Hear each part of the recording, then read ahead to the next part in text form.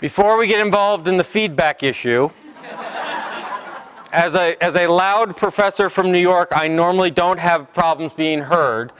I could do this tone or I could put on the microphone. Folks in the back? Perfect? All right. There you go. Unless you like feedback, in which case we could all pretend that we're at my 7th grade dance. All right. So before we begin, I would just like to point out the most wonderful introduction to this, which is Killing Librarianship. But I don't know if you noticed on the way in through this door, this is the sign telling you what was coming up.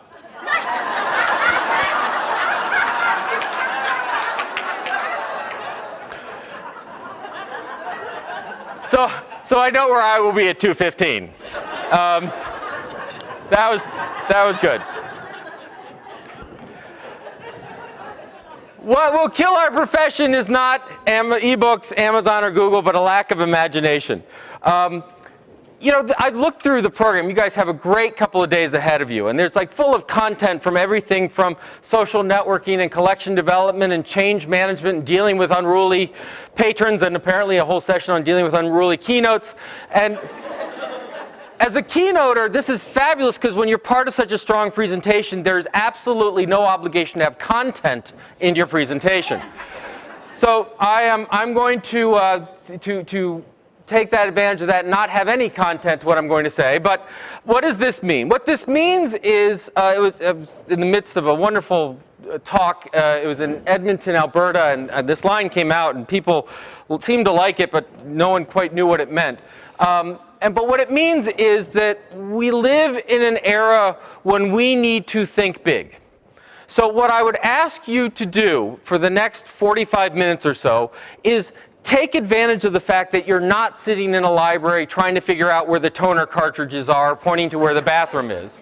Or, as I understand it, the #1 reference question has been replaced. It is no longer where's the bathroom, it's now have you found a USB stick. Is that, all right. So, let's take advantage of the fact that we're in lovely Burlington, and it's 43 degrees outside, we don't want to go anywhere. And spend some time thinking big, because we are in a time where we desperately need to think big. We are in a time where everyone uses the word unprecedented after every other statement, right? Somewhere someone's talking about an unprecedented challenge in accountancy or something of that nature, right? Everyone's dealing with unprecedented change, great change, whatever. And it's true. That's the worst part of it, right? The worst part of it is we do live in an era where we are faced with enormous challenges, where we are faced with big problems. And this is not the time to shy away from them. This is not the time, if we're going to talk about what the new normal is, the new normal can't be introversion hiding in our shelves, hoping it goes away. We deal with this in higher education. It's not like, well, once this whole economic thing shifts out, people will be willing to spend $300 million a year in tuition. We'll just have to wait it out, right? If you look at some of the reasons we need to think big, this is from the Adult Education Commission, and what it does is it's a graph by country. Each line's a country. Thank you. The red dots, these are 45 to 54 folks. The green dots are folks 25 to 34. And what you're seeing is the percentage of folks who have, I believe it's a high school degree, high school diploma. All right? So you can see, for example, in picking one fun, in Poland, you can see that what happens is generational differences, kind of what you would expect, right? The young are getting more educated than the adults. But I want to point out this particular line, which happens to be the United States. And you'll notice something interesting about the chart, which is the red square is above the green diamond. Now, it's not way above, and frankly, we're way up at the top, so we should be pretty happy with ourselves until you look over at something like Korea. Korea is way above us, and they started much farther behind us.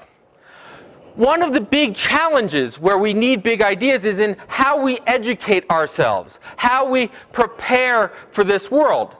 We hear all the time that education is vital, that college education is important, that college is the key to innovation, economic development, la, la, la, la, la, and I'm a professor, so I throw that line out whenever I can.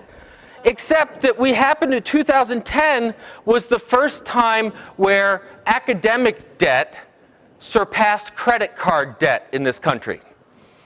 And it is not because we've been paying our credit cards back so well. And partly it is. We've been doing pretty well. It turns out that when you don't eat, you don't charge a lot of things. But that graph's going down sort of like inch by inch, and the academic one's doing this. This chart shows since 1982 the growth in percentage growth in different areas. College tuition's at the top at about 450%. Medical care is only 250%. It is costing us more to get healthy, but it costs us a heck of a lot more to get smarter, supposedly. Right?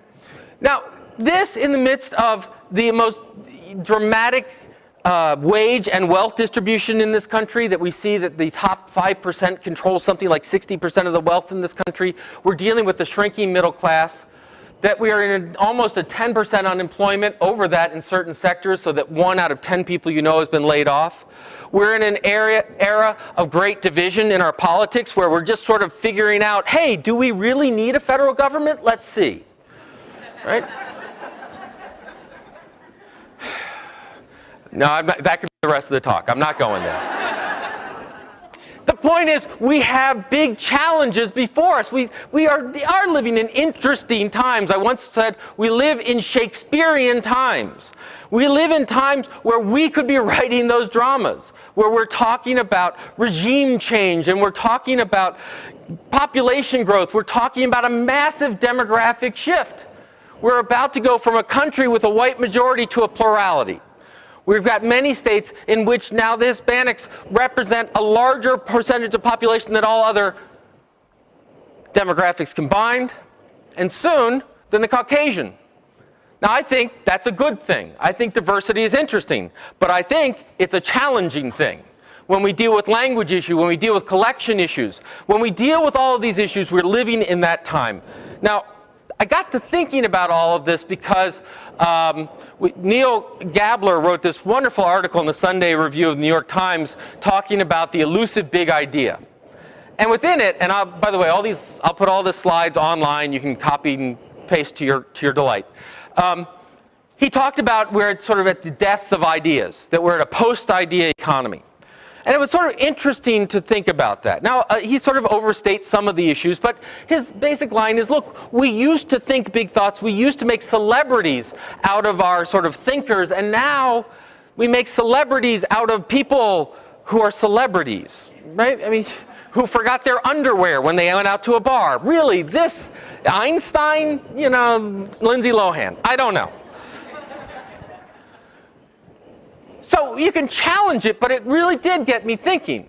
And what it got me thinking about is that if libraries and librarians are in the knowledge business, if we're in the learning business, if we're in the education business, and I argue that we are, we actually have two rather amazing challenges before us. Now, the first one I'm going to pick on is the obvious one, right? So if you haven't seen it, go read this lovely article, Save Our Libraries, Fire the Librarians.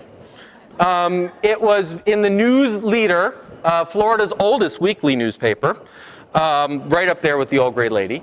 And Mike Thompson wrote this, and it's just lovely, right? Why do we need a new library? I don't know how old, but why do we need a new library?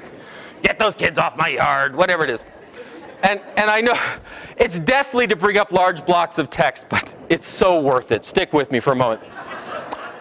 While local taxpayers pick up the biggest tab for America's libraries, most librarians are little more than unionized pawns for the social activist bosses of the American Library Association.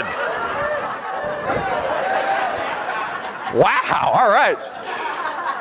Today, 136 years after its formation, ALA controls 62,000 members, and through its czarist accreditation program of many libraries, largely dictates what books are available for the most impressionable members of the U.S. society, our children.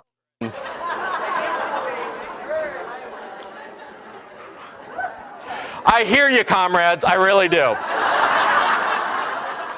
I was called a communist for the first time the other day. I thought, you know, it's interesting when someone does that, you have an interesting reaction. The first one is, but I buy stuff, right? And the second one is, what are you wearing, a leisure suit? Communism? Really? Come on. All right. And when that person hears this webcast, I can't wait for the comments. Anyway, so we have this line, right? We go and we talk to librarians, and many a librarian has come up and said, the Tea Partiers are destroying us. I got people who don't understand. People don't believe in libraries anymore. People are small-minded. People are... And I'm not going to be here to argue that everyone has an equally valid thing to say about the world, right? So we have this sort of anti-intelligentsia, anti-library feel out there. And it is very real. We are dealing with that, and we have to deal with it. And I think that's kind of interesting. But what really got me thinking about the big idea one was that I think we have a rather interesting second front that's opening up, second problem. And it can be represented by this. Now, I don't know if you know what Clue is. Clue is the next big thing. What Clue does, and I know you can't read that, so I'll tell you, you can go with your smartphone and walk through New York City, and when you have to go to the bathroom, I'm not making this up, you can rent people's bathrooms. I don't know if it's by the hour. I don't... Right? And if you don't like this one, here's another one. FakeGirlfriend.co. Now this one you probably can read, so you're welcome to try it out on your phones. Now, you save this number, it says girlfriend, you send a text to this number, and what happens is you'll get responded with a random girlfriend-esque message. About a minute later, the fake girlfriend will call you with a pre-recorded message, and after you hang up, tell everyone how great your girlfriend is. That's just so sad, you know? The reason I bring this up is that this is a startup, and my God, someone will probably give them a check, right? The opposite side of this equation from people who don't necessarily believe in libraries' missions, in knowledge and education, all this other stuff, is those that seek to take ideas and monetize them as fast as they can. Right? That what we have is we have a plethora of small ideas. And these small ideas aren't bad. It's just a matter that there's this drive to monetization. That the way that all economic development is going to happen in Connecticut or Rhode Island or here in Vermont is that everyone's going to start their own business. And I think there's actually a lot of valid, and we're going to talk about a lot of valid things to entrepreneurship, to innovation, to startups. But the problem is it quickly becomes, why think about it if you can't monetize it? And what you can monetize tends to be a lot smaller than the issues that we're facing. That what we, you know, wow, we can do moped delivery of cat food. Get me to a venture capitalist and let me patent that before anyone does it, right? This doesn't say, hey, we can solve democracy, right? How do you monetize, well, once again, monetizing democracy, we have the federal government, but we'll keep going. What we have are things like this Me Too mentality, that we go in and, well, it's Facebook, but it's not exactly Facebook, right? It was like when Google Plus came out. What's Google Plus? Facebook with circles.